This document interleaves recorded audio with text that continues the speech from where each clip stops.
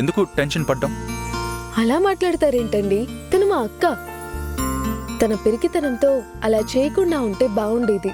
అసలు మా అక్క తనకు తాను నిర్ణయం తీసుకొని పీటల దాకా రానిచ్చి పారిపోయి ఉండదు. వేరే ఎవరో మా అక్కని ఇన్ఫ్లుయెన్స్ చేసుంటారు.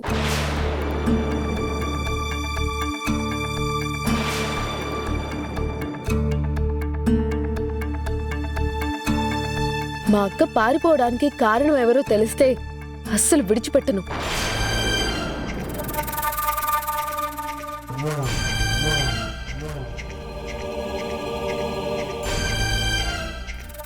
ఎవరో ఇందుని ఎందుకు ఇన్ఫ్లుయెన్స్ చేస్తారు?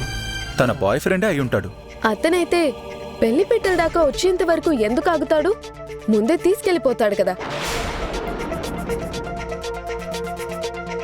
అయినా ఇవాళ కాకపోయినా రేపో మాపో మా అక్కని అతన్ని కలుస్తాను కదా, అప్పుడు అడుగుతా.